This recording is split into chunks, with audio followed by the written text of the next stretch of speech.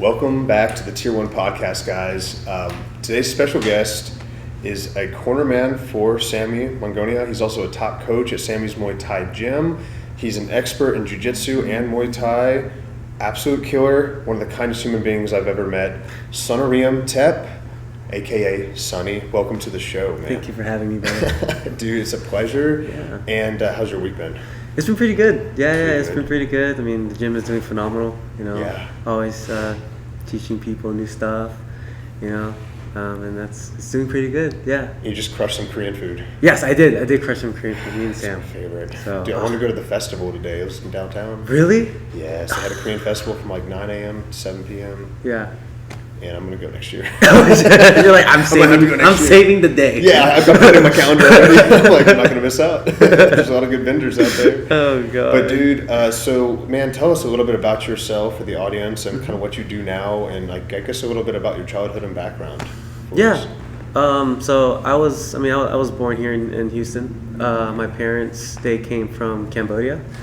It was after the war. So after Pol Pot, it was like around 1975, and they didn't come to the States until in the early 1980s. They lived actually like around this area, so that's where they started. And then I grew up here until I was like 3, maybe 4, and then that's when I moved around the Spring area. That's awesome, man. Mm-hmm. That's awesome. Yeah. And what was the I guess how early did you get started with martial arts, or did you play any other sports prior to martial arts? So I got into martial arts. It was my dad. My dad, he did Shorin karate, and then I think like when I was around 4 or 5, he taught me some stuff and here and there.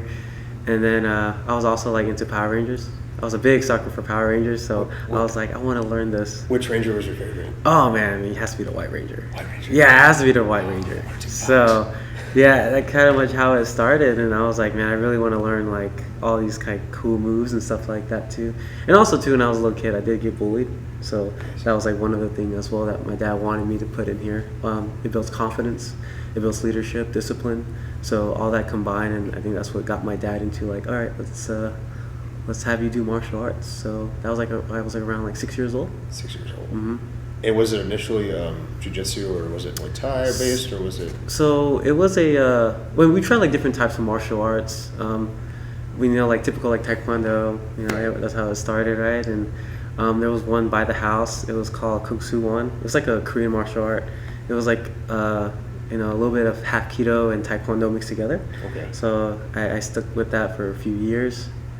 And then I got my black belt when I was like 11, and I felt like I was on the top of the world. Quick order. Yeah, right? I was like, oh, this is great. And then my dad put me in Muay Thai, and then that's when I got humbled real quick. And I was like, oh, snap, I'm in deep waters now. Yeah. And that's kind of how it started when I, got into like Muay Thai, and then they also had a jiu-jitsu program, and then I did that too. I was like, okay, this is actually cool. Like I'm learning all these cool stuff and everything. Did you take to it pretty quickly? I mean, no, it took me a while. Yeah. I mean, when I first started, I was having so much trouble, and then, my dad had like a heavy bag, at the house, Mm-hmm. and then he would like wake me up and make me train, and I would practice every single time. So it just takes that extra time, like homework. Like we learn so much, but you got to go outside and do a little bit more, and just self-improve. And yeah. And initially, did you like see yourself wanting to compete at a young age, or did you use it more so as like a hobby or as like an art that you just wanted to learn, and then it evolved into? It kind of evolved into like, I don't know, it kind of more into like a hobby. Like I really loved it. Yeah. Like I did a little bit of like jiu-jitsu tournaments here and there. I did 1-2 smokers, but I just enjoyed it. Like whenever I come to the gym, like it's home. Yes. I can't get tired of it. That's so awesome. I'm fortunate to have a home like at Sammy's Muay Thai, and it's like home. I mean, I see Sammy every day, and that's already making me happy. So I'm already good with that. So, yeah, 100%. That's so awesome. Yeah. And you also implement like a weight training into your routine as well. And I mean, how many days a week are you dedicating to, jiu-jitsu, Muay Thai, and weight training now? So weight training, I try to do I try to stick between 5 or 6 times a week. I don't do that much heavy weights. I do very lightweight. So I would stick around like maybe like max like 25 to like 35 pounds, but I try to do a lot. Because because the heavier that you go, like it can mess up your timing, so you're not more relaxed, you're like more intense. So I want that fast like twitch muscles. So it doesn't mess up my timing. Or like if I do legs, for example, I won't go like 315 pound squats. I'll just stick with like 135 or 225. That's like my max. But I try to do as much as I can because I want that speed. I want that footwork. I want the timing. Absolutely. And like, do you feel like that if you do like hypertrophy work, if you gain too much muscle, will that slow you down? I feel like it would just a little bit, but you can always make those adjustments. You just gotta be consistent even if you want to go to like if you want to get bigger, just know like you do have to work a little bit harder. But it's fine. Yeah, sure. I've seen it happen. Like these guys are big, but they move quick. Yes. So it can happen. For sure. Yeah. And when did you transition, and when did you start working with Sammy when did you start working at Sammy's Muay Thai?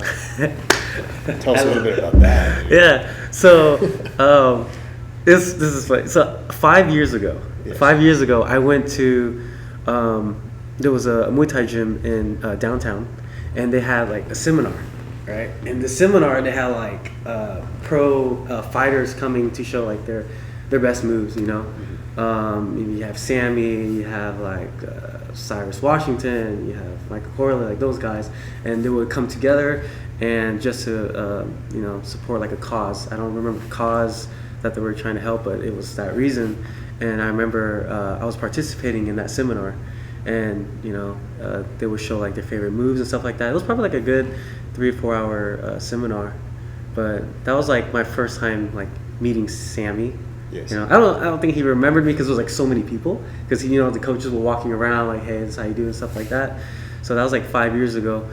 And then like I think it was like maybe like last year, like I would say like last year and a half, I saw Sammy's Muay Thai gym when I was driving, because literally the gym is like super close to my house, so I would see the gym all the time.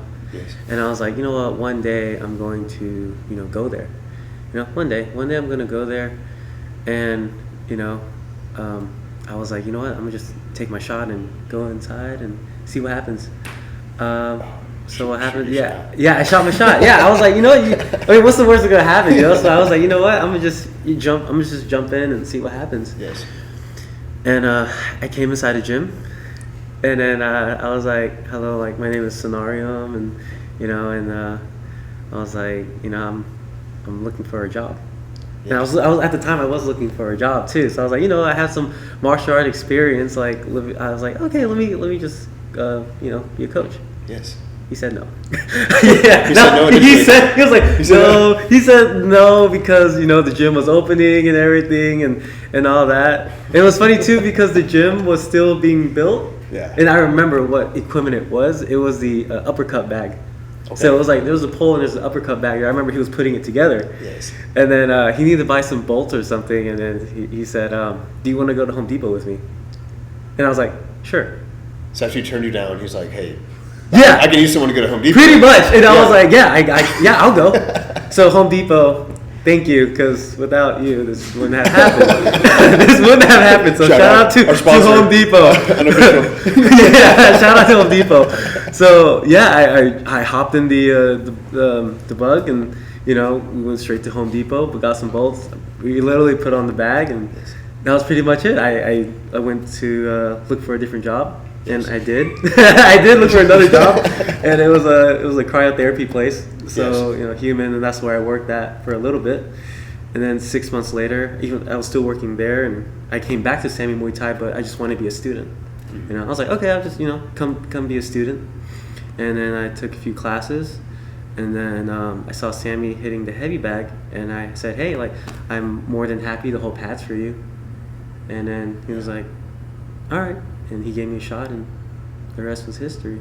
Had you ever held pads in the past, or like? I held pads for a little bit, but man, like having an open mind and him showing me like, hey, when somebody does like a cross, instead of a switch kick, they're gonna take a step because they're gonna push it back. So it's like more like reasonable holding pads.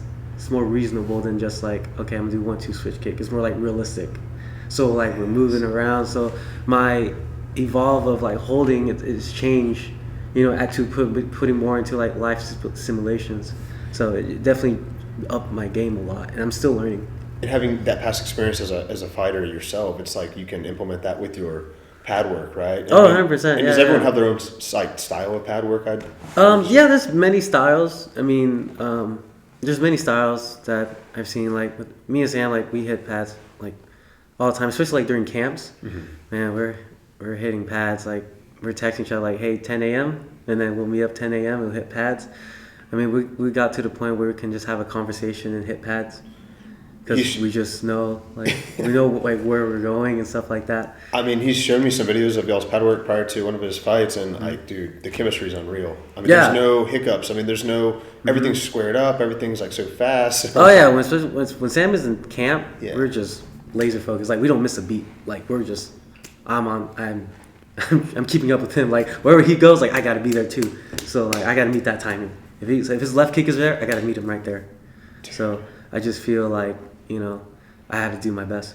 And dude, there's so much. I mean, coaching is such an art. It's beautiful, man. And like and you've clearly fallen in love with it, right? I love it. Yeah. You take so much pride in it. Oh, I see you like week in, week out at Sammy's, and dude, I mean, the focus you got, and then also like the realistic combos that you're giving them, and like you said, you're trying to like basically hit them back. You're throwing like realistic things that they would counter with, right? Right. Yeah.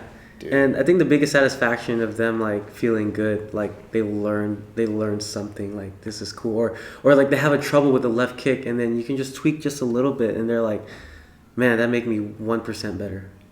Yeah. And I think that's super cool because that made their day, and if that made their day, it made my day too. That's so awesome, dude. Mm-hmm. And the range of like fighters that you work with kids, like beginners all the way up to professional fighters, right? Like is there... Yeah, I was able to participate in like helping fighters, like cornering and stuff like that, and also helping the kids and stuff like that, yeah.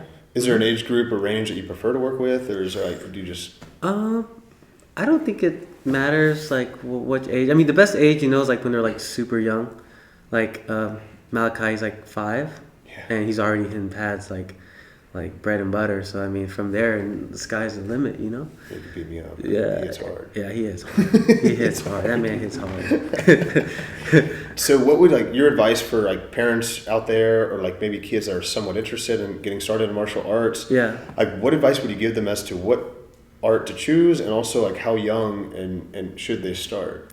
I mean, I think the best age is like like I would say like if you can get them in like 4 or 5, I think that would be great because that's like the development age right there too. While they're like they're like a sponge, and like they're gonna like lose focus a little bit here and there, but that's when you got to push them a little bit back. But I mean, I think that's a good age too, and then they can soak it up and getting all the footwork and everything. So I think that's like a really good age for them to start.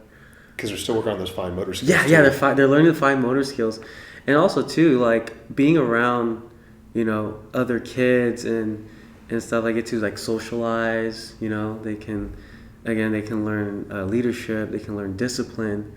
So I mean, I went through it as a kid, so I stand behind it. Like if a kid can start like martial art at a young age, like 4 or 5, I think that's perfect. I agree. I mean, I'm just getting into it now in my late 20s, but it's like, man, I wish I had started when I was younger. Oh no, it's better. It's better now than ever, Because I mean, but you can ideally get started into it at any age, right? Because I know you work with a gentleman who's Mr. Miller. Yeah, he's saying about that. How old is he? Oh man, he's actually coming tomorrow. Yeah. He's in his 70s. Yeah, he's always learned. He's always a student. And he looks great. Yeah, he was he won like 2 belts in boxing, which I was very shocked, and he's always learning. He always wants to learn new stuff, and he loves Muay Thai too. Yeah. So it's never ending. You can always be a student. Yes. Yeah.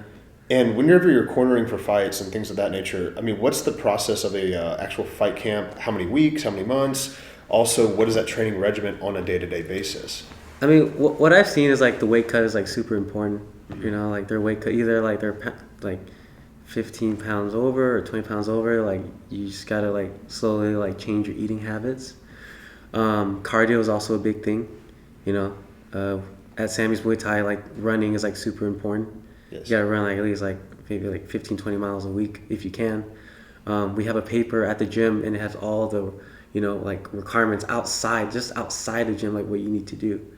Not just hitting pads, but also what you need to do. You need to run miles. You need to go swimming. If you can't run, you got to swim, or you got to eat right, sparring under the lights. So all that comes together going into like the fight camp. So what mistakes do you see that guys make? Do you think that guys focus too heavily on their skills and doing pad work and doing so much sparring before the fight that they maybe put their diet on the back burner, or like maybe aren't taken care of? Sometimes, yeah. Sometimes like they forget, like, oh, okay, I'm just only a few pounds. I'll make it, and they like postpone their diet, Right. And they're like, oh shoot. So you see them putting on like the sweatsuit on and going inside the hot tub and trying to like lose that every ounce that they can get, just to make weight. And you think, I mean, because like that's what we're talking about with tier one performance as well, is like we're trying to help fighters cut weight properly, kind of taper them down accordingly instead of like dropping that 15, 20 pounds before the fight, because I feel like that impacts their energy levels, their chin, their endurance, yeah. and it's almost like some of all that training has now taken like, it's not a waste obviously, but sometimes it's like they overemphasize on that instead of like getting their bodies right. Mm-hmm. Right. Yeah. And so like day of the fight, what are you doing to prepare your fighters for like a smoker or like a tournament? Like what do you do personally behind the scenes? Behind the scenes, what we go through is like they would like warm up and they would get stretched out. They wouldn't have their hands wrapped yet. They just got there and everything. But once they like put those shorts, Muay Thai shorts on and wrap their hands, they're mostly like relaxed. Yeah. Very relaxed. People have their own ways. Either they put music on or they just lay down. So everyone has like their own ritual that they like to do. For sure. And then we hit a few pads for a little bit. So we hit pads. Make sure their heart rate is not like super high. So like after we hit pads, we'll just check like, okay, like this is good. You don't want to do like a full workout. Like all right, just rest a little bit, relax. And then we'll do like a few stretches. We have Thai oil, which is like it's like icy hot, so it kind of like heats up when you rub it, and it'll like loosen the muscles up, just so you can get ready to go. And then once we wrap those hands and put those gloves on and have it signed, just ready to hear them call their name, and we just walk with them. It's go time. Yeah, pretty much. all that hard work that they put into, now it's time to put it to work. For sure. And what's your style throughout the fight? Like, are you trying to, when a guy's say closer to your corner, are you trying to give him advice verbally? Are you more quiet during fights? I mean, what's your style? Does it depend on? It kind of depends, you Yeah. know. Sometimes like you gotta see them like, hey, you gotta push, keep forward, push forward. Mm-hmm. Or hey, I want to see more numbers, stuff like that. So it's really customized how the turnout is at the time. Right. So it can change. That's awesome. Yeah. And do you ever have the itch yourself, like to kind of get back in there and like do some tournaments or do? Maybe. We'll see. Never say never. I feel like I'm too nice. I feel like I'm too nice. I'm just too happy. Well, that's the thing, like with fighters, with the most successful fighters that you see, is there a common personality? Is there a common theme to those individuals? Like, do they have like some anger built up inside, or are they kind of like chill, relaxed, or does it differ? I think it just differs from everybody. Yeah. Everyone has their own why, right? Mm-hmm. Why they fight. Exactly. Yeah, some of them is just build confidence. Sometimes they love it. Sometimes they want to prove themselves. So yeah, I think it just differs. And do you try to find those things and like learn yourself how to motivate them individually? Oh yeah. Everyone has their own way of motivation. Something that makes them tick. Yeah. So for sure. Yeah. Okay. And then what advice would you give to the everyday person who's struggling to find some sort of balance in their like work-life training schedule? And like, would you recommend like training first thing in the morning, evening? Like, what's your kind of like routine? I definitely I like the morning for sure. I like the morning for sure. Like I would wake up like around like 6:37 and I would go for like a run. One, it's like not that many people are out, and also two, it's like really quiet. It's like it's just like meeting the road.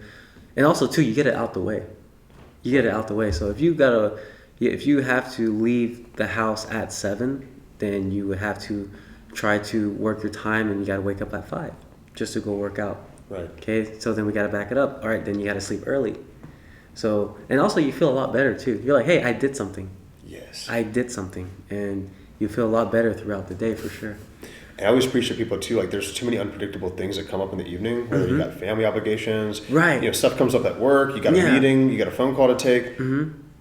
You're limiting those excuses if you get it done first. If you get it done right off the gate, exactly. Because after work, like you're tired, right? Or like you said, you have family coming and all that, and you just want to relax. Yeah. But if you get it out in the morning, you're just like, hey, I already paid the man. I paid my dues. Yeah. I paid my dues. Rent's due. Yeah. Hey, rent's due. And dude, one thing like I will commend you on, of course, is like your energy levels, dude. Like you seem like you're always at a pretty high energy. And is that just like, have you always been that way, or do you like drink coffee, or do you like mainly? Do you think your training and you being in such good shape has contributed to you having high energy levels? I think the energy where I got it from is the people around me. Yes. I think that was make a big play, for sure. Yes. Like when I wasn't doing Muay Thai, like I was like, I was cool. I was like happy and everything, and but it was just different being around people that care about you and you care about them, and it brings a different side of you. Yes. Yeah, it definitely brings a different side of you. Yeah. And I think, man, there's a lot of men out there, young men especially, who are kind of like lost in a way, and they're trying to like find a group to stick with, and like they need that camaraderie. They need other men to hang out with that are like-minded individuals as well. Oh, and I find that at Sammy's too, man. I feel like everyone's so nice. Everyone, like, the energy is amazing. Yeah. The energy is super amazing. I mean, after I had a class, I'm like, you want to go for a run? All right, let's go for a run. Even though I already ran this morning, but let's go for another run. I'm down. And yeah, it kind of like pushes you to that like that physical, mental kind of stage. I'm glad you touched up on that, dude, because that's important, man. That's so important. I think a lot of people, they try to find their own way, but it's like, hey, go be a part of something bigger than yourself. Yeah. And be around people who care about you and like want to bring you up, and that's going to make a huge impact. Yeah. Like they say, like you are who you hang out with. Yes. And I think that's super important, and you just need to have that tribe. You need to have a tribe. You need to have that tribe, 100%. Dude. Yeah. That's awesome. And and looking forward, man. So are there any fights that you're coaching for in the near future? So there's one October 14th. Yes. This next Saturday. It's gonna be for Texas Muay Thai, and at the gym, Sammy's Muay Thai, we have Cisco the Tank. He's gonna be on that one. Frank the Tank. Yeah, Frank the Tank. Yes. Frank the Tank. He's gonna be on that one. We have Austin. Yes. Yeah, Austin's gonna be on that one, and we also have Duck Sauce. Yes, we have Duck Sauce. So, all those three guys are gonna be on that card, and are you going to be cornering all three of them? I believe right now it's going to be Sammy, me, and Germs, and I think we're going to rotate, but we are going to be involved in participating for their fight for next Saturday. That's exciting. And it's at the Red Owl. Yes, it's at the Red Owl. Red Owl Auditorium. Yes, sir. And what side of town is that in? Is that in Katy? Close to like, if they know like where Willowbrook Mall is, it's like around that area. It's like close to 249, like around that area. And tickets are on sale right now for general admission. Yes, correct. Tickets are on sale. If you buy it online, you get to pick our fighter, either Cisco, Austin, or Duck Sauce, and they can get credit too. And yeah, it's exciting. Yeah, it's super exciting. Dude, I can't wait to go. Like I know I'm gonna be there in person watching those fights, and like this will be the first tournament I've ever gone to, so it'll be fun to watch you guys in action. Oh yeah, especially watching those. I mean, it's cool because it's like we fight. I mean, we sometimes spar alongside them, and like whenever we practice on Sundays, like we see those guys getting after it and the focus that they got. And all three of them, they work so hard. They work so hard going for this fight. They wake up early, they eat right. There's something that they had trouble working on, and they push themselves to get better at it.